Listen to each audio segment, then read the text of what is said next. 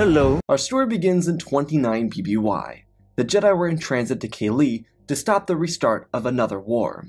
Inside of a T6 Jedi shuttle, Masters of the High Council, Mace Windu and Plo Koon were sitting side by side. Their ship was in hyperspace, and they were discussing their own strategy to stop the Huck from starting another conflict on this poor planet. As per reports, individuals from the Yamari species decided to vandalize an ancient burial ground of the Kaleesh.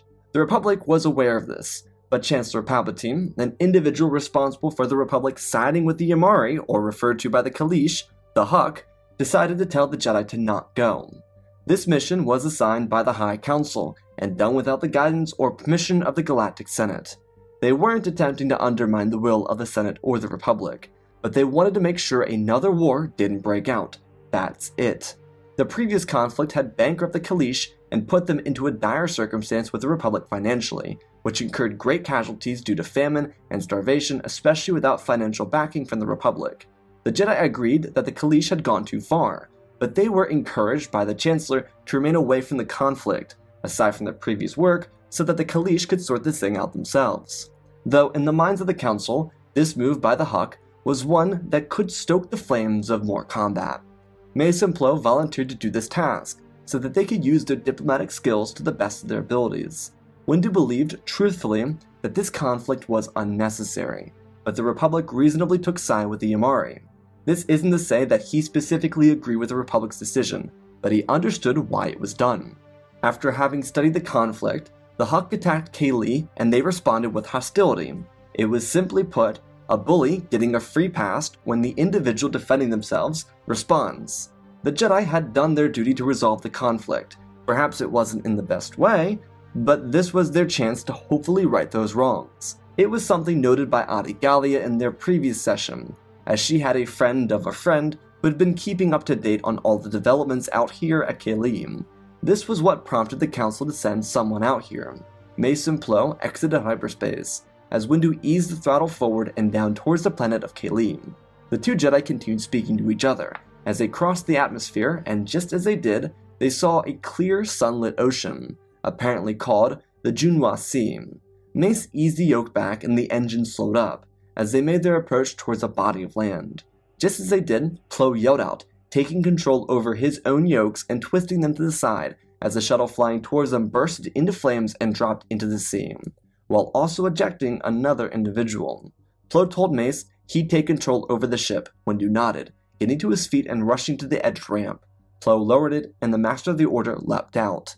Master Plo then wheeled the ship back around so he could investigate the crash in the sea, which was slowly sinking. Mace landed on a sandy ground and rushed across it, his feet slipping in the divots he created as he closed in. He slowed down and stopped at a fiery body, one hemorrhaging and in total shock. Windu saw some sort of robotic device dragging the body out of the water, and without even acknowledging the instrument, he placed his hand on the body and used the force to calm the individual's heart and slow his mind, giving the individual a chance to breathe slowly and survive. Through this, he was able to stun the heart in a medically safe way that would preserve the individual until they could get a medical team on top of this. Mace also felt a change in the force. Someone was near, a presence he had not felt since. His eyes darted up the hill and saw nothing, which forced him to shake his head, as if to say it was nothing. He jerked back around to the sound of engines roaring and slowing down. Plo rushed out of the ship and shook his head, telling Mace that there were no survivors. The ship was in pieces, and if there was anyone else in there, they were not accounted for. He looked down, seeing that the individual was saved by Mace's decision to stun his heart. The Jedi quickly got the broken body into the T6 shuttle and departed for the nearby village of the Kaleesh, hoping that they'd have the necessary medical supplies to help this individual. As the Jedi shuttle left, Dooku watched his former friend drift further away from him. His hands landed on his belt, and he thought quietly to himself, this would surely not please his master. He turned around and entered a starship, and departed the system to disclose the information to Palpatine. Inside the village, they would find that the people were not happy to see the Jedi, and they were especially upset they had returned with a nearly dead Grievous, an individual who had just been anointed as holy man of their people. Mace explained that they were here for deliberations before another conflict could start, but they needed to get to work on this individual immediately. The Kaleesh, worried for their holy man's health, gave as many supplies to the Jedi as they could, so that they could save him. Plo suggested that Mace return to the temple with Grievous, so that when he woke up, he could best describe the scenario. Plo would remain here and try and stall another Hutt conflict. Mace agreed, informing his friend that he would send more Jedi his way. As Mace abandoned the planet, he saw a Sereno-based vessel orbiting the system, one that was likely in the middle of a communication. It seemed the ship noted that there was another individual nearby, as it dropped into hyperspace in a slight panic. Windu didn't think much of it as he informed the temple that he was coming back with an individual in need of emergency. They were prepared, which coincided with the small team they were sending out to assist Master Plo. Mace throughout hyperspace would do anything he could for the individual who wasn't even conscious enough to realize who had saved him. The Jedi Masters had saved a man meant to cause destruction, a future leader of a movement, a warrior of great skills, and an individual with a visceral hatred for the Jedi Order and the Republic. On the surface of Kaleesh, Plo was learning all of those things, but by this point, Mace was already too far outside of communication range for him to inform the Master of the Order. Not that they would terminate the one named Grievous, but it was still something to be made wary of. However, inversely, Plo spent the entire time learning about this conflict from the other side, something neither the Order nor the Republic had properly done. This was another true show of the failure of the government. They allowed an abusing power to take control over another's territory it had no right to, and then they allowed the abused to go bankrupt. This was the curse of siding with the Republic. Plo and the Council were starting to feel it more than ever, and perhaps now was the best time to fully see it. Alliances are meant to last, but not every single one of them is meant to prosper. Plo tried to help the people, but people shamed him away. Only few were willing to speak to him, and he almost got into a couple engagements because of his mere presence. Plo tried to maintain a de-escalating position, but no one wanted to hear it from a Republic dog. They had done more than enough to the people of Kaleesh. It was time to rise up and get what was truthfully theirs. The banking clan saved Kaleesh, not the Jedi, nor the Republic, nor their righteous values as a religious sect. No one came for them except a mega-corporation with no value for human or sentient life. Plo felt terrible, truthfully, because these instances were slowly becoming more and more common across the Outer Rim, Mid-Rim, and especially in Wild Space. On Coruscant, Mace flew down to the docks where a crew of medics greeted him, and placed the injured Grievous onto a medical table and rushed him inside. His body was destroyed, and his mind wasn't functioning. There was very little of anything left alive, and Mace ran with the medics until they got Grievous into a Bacta tank. The Master of the Order and Grand Master stood side by side inside the medical room, watching the doctors do their job. They continued to do everything within their power, but the only way to save this individual from total death was to begin surgery, ones that would replicate sentient parts but be fulfilled by robotic limbs, ligaments, and organs. Did they want to proceed with the operation? Yoda and Mace turned to each other. They probably should. Realistically, try their best to save this individual, even if it meant preserving their life in a quote-unquote unjust way. The two of them continued speaking about it, as Mace made sure to record all of his thoughts on the situation, the ship from Sereno, and the explosion that was set off intentionally. Master Yoda expressed that he would take an ally with him, and visit the castle to speak with the Count of the planet.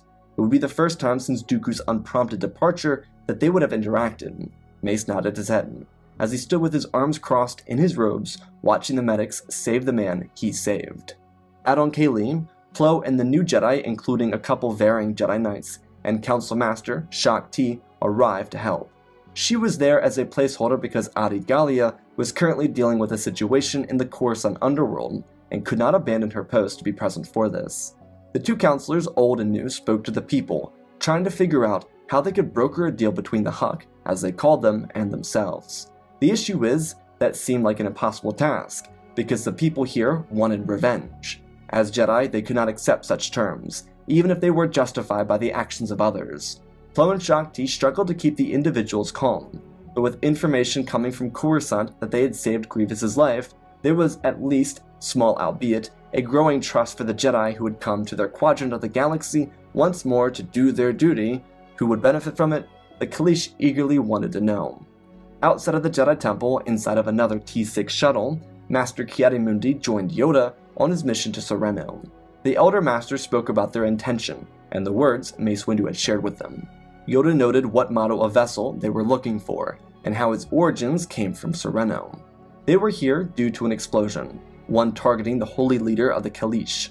That part was misinterpreted through their conversation, but it wasn't super inaccurate. Mundi asked if they were speaking to Dooku, and Yoda nodded his head shamefully. On the surface of Coruscant, inside the Jedi Temple, Mace was drawn to the cylindrical device in the middle of the room. When the eyes of the Kaleesh man opened, the body inside started to twist and turn as the man's head searched the chambers he found himself located in.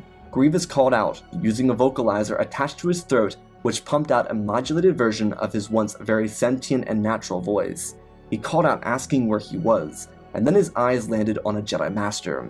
Before a word could be said, a flash of memories drained into his mind. He saw where he was. He and his allies preparing to start another war with the Huck, but their ship was on fire. Something was wrong, and then an explosion rocked the ship. Just as it did, a Jedi vessel sped down in front of them. Grievous remembered feeling one emotion, and it was pure anger. Rage, if you will. He told the Jedi scum to stay away from him, and he demanded answers on the whereabouts of his friends.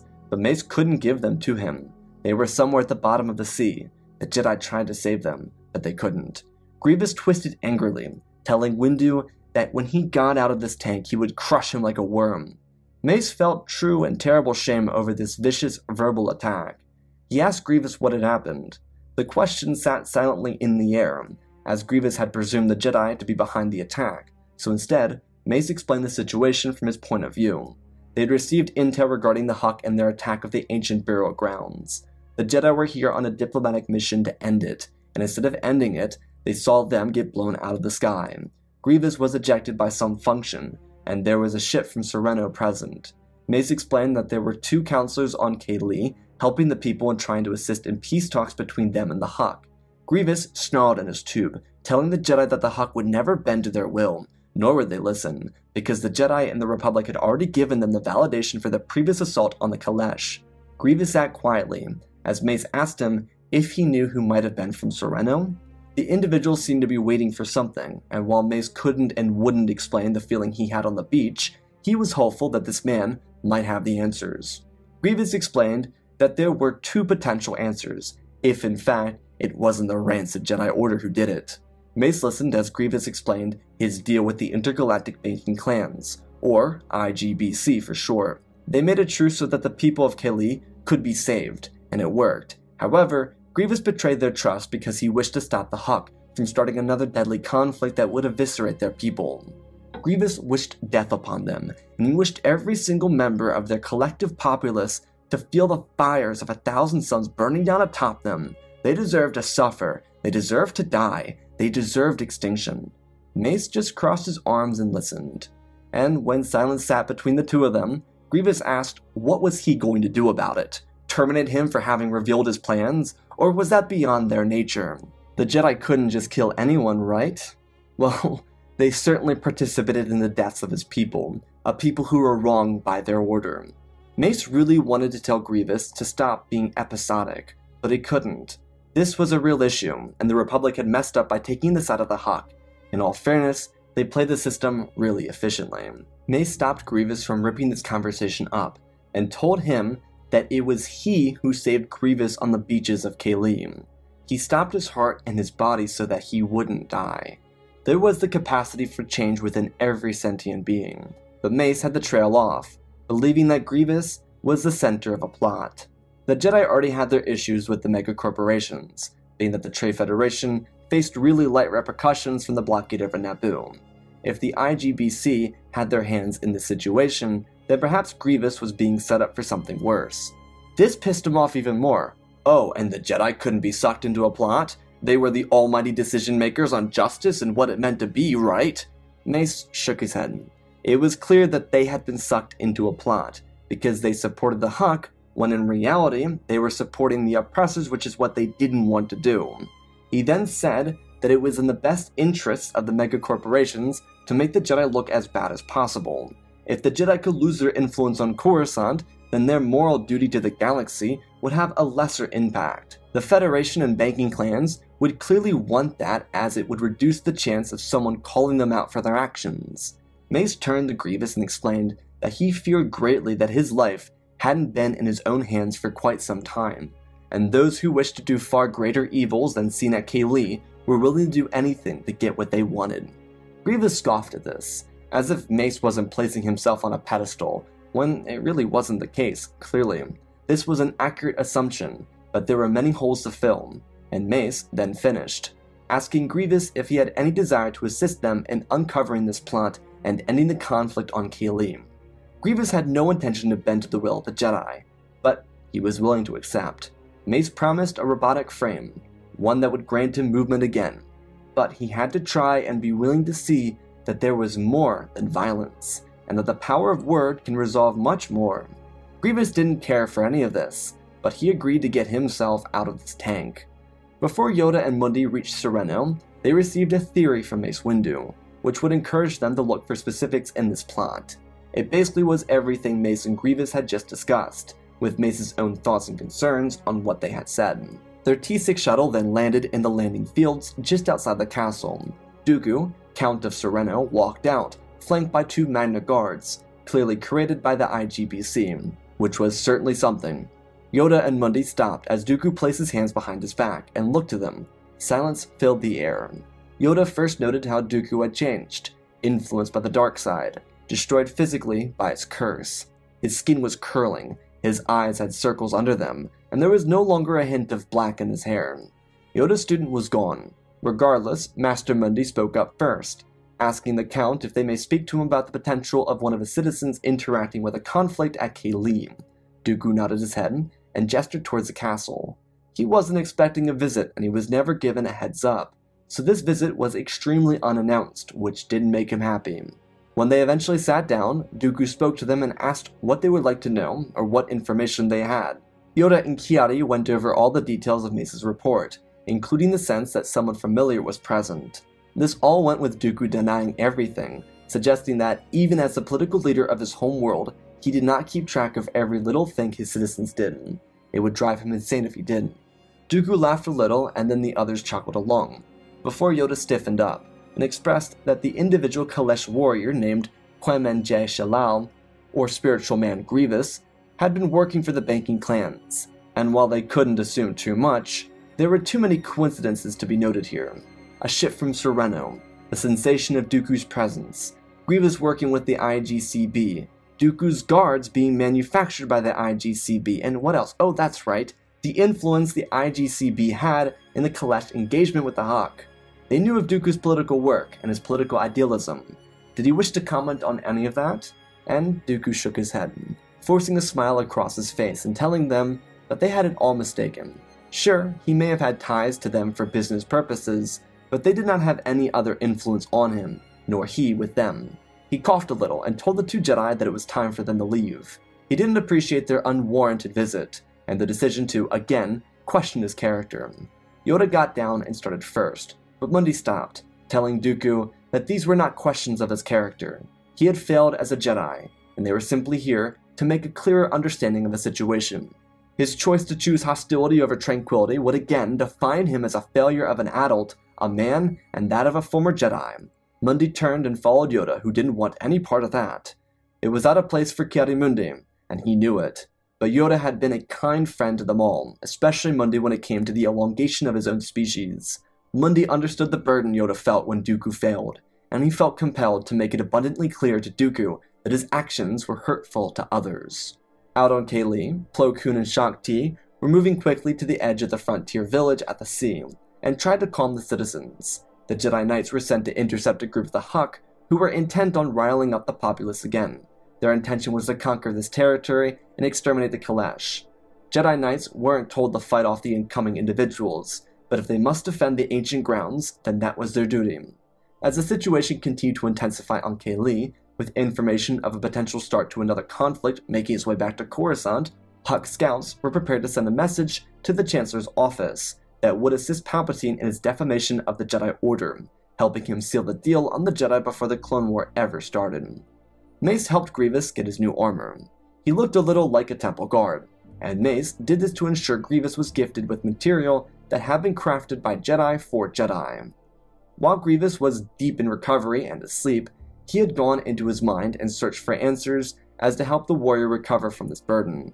What he saw was an individual who had been tormented by the loss of a close friend during the first Hutt conflict. And even further back than that, was the torment that earned him the name Grievous. He saw that once upon a time, there were dreams for the young boy taught to hate to become a Jedi. Grievous wanted to be one at one point in his adolescence, and it was beaten out of him. Windu thought he owed it to Grievous to give him that warmth. The armor was traditional Temple Guard armor, with robes that wrapped tightly around his body, protecting his organs, which were now visible. Grievous didn't look long and lanky. He looked like a knight, and when he exited the bacta tank, this appearance became even more present when Mace temporarily gifted Grievous a saber. He didn't want the warrior to be without a weapon, just in case something went bad, and Mace did understand the risk of doing this. If Grievous decided to be vengeful, then they'd have to fight to the death, which Mace didn't want. The two of them, though, agreed to head to the IGBC world of Molinist to further investigate this plot. Perhaps there was more to it there. As they were preparing to leave, they were informed of Dooku's little cover-up, or at least what they believed to be a cover-up. He was very stingy and eventually hostile towards them, so they suggested that the two of them be careful when they entered the facilities on Molinist. Mace piloted the T6 off the runway and towards the atmosphere of the planet, before jumping into hyperspace. Grievous, while not really wanting to, was grateful for Mace's kindness and compassion towards him in such a weakened state. The Jedi Master just nodded his head.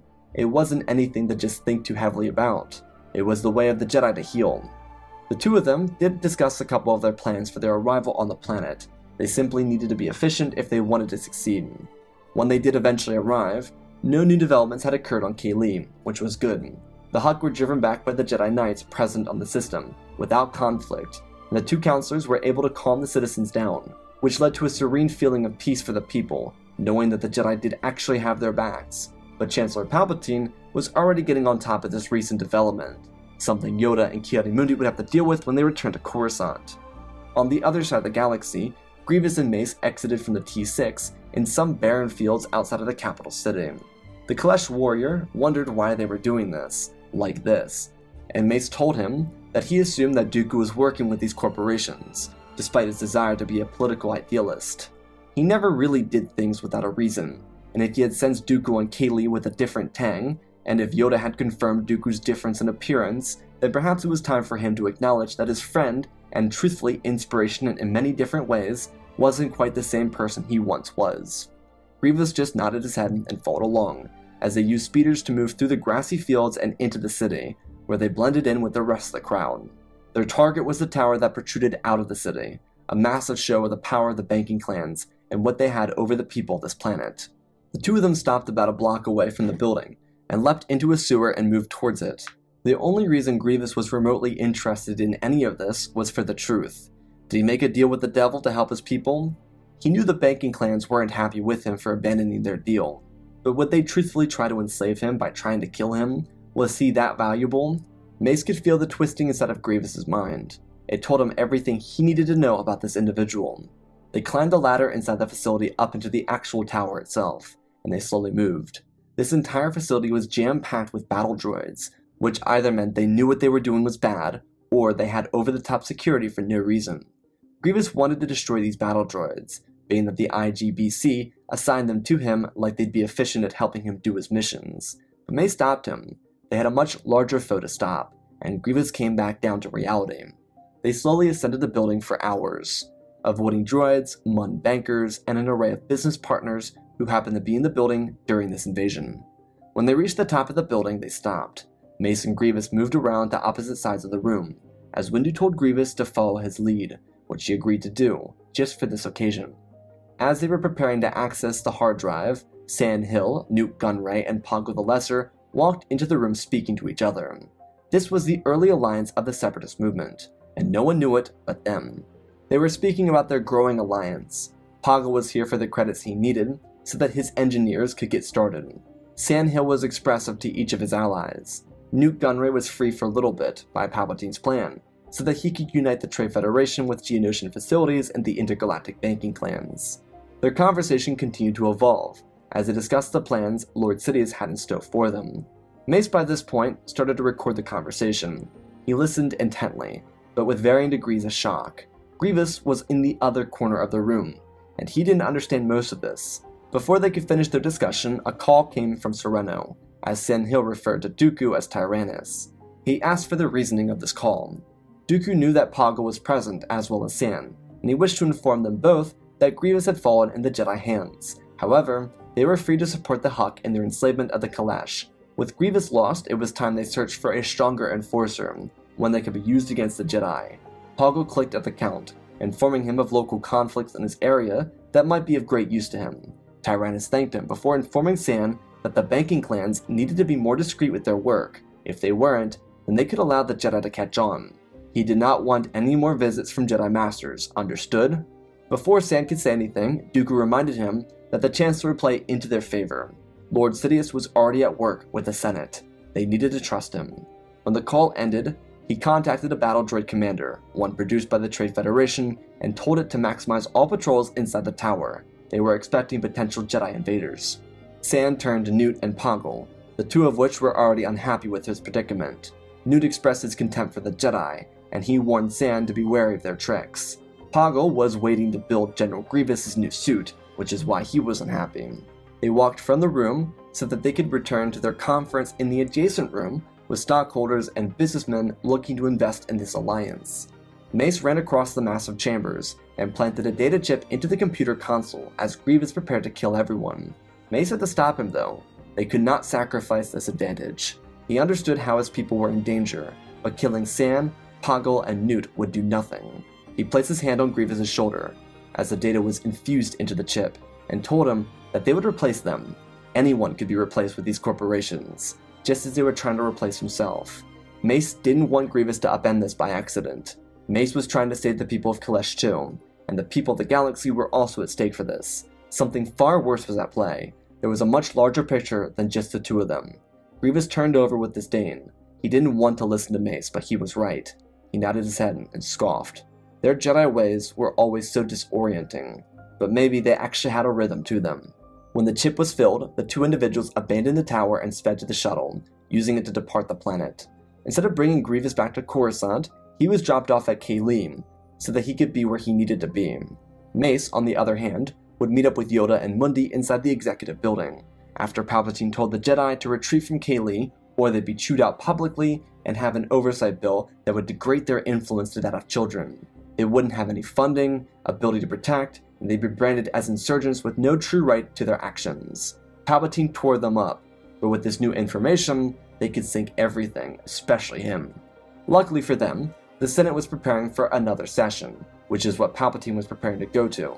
When everyone was ready, the Jedi, once again, made an unannounced visit. So much of their work in the past 48 hours had been without any true merit, because they were working against the Republic quietly due to the information revealed about the Huck attack on the innocent Kaleesh. So much, so quickly, but they continued on their act. Mace revealed his and Grievous' findings, and even portrayed what was referred to by the Republic as an insolent terrorist as a hero behind uncovering this plot. Mace showed off the hologram, revealing a growing alliance between the Federation and the clans, including the manipulation of a local conflict to grow slaves for their empire. The revelation of Dooku and even his belief in Palpatine siding with the corporations brought chaos to the chambers. Many individuals looked at this information as an unfavorable reality of the Republic. They had been duped by individuals with far too much control, and while they were in control of their own actions, it was their own fault that they didn't do something about it. But a scapegoat was better than self-reflection. Master Windu continued forward, with the belief that the Sith were trying to instigate a conflict on a galactic scale. Their influence been present, and their return even more so since the blockade over Naboo.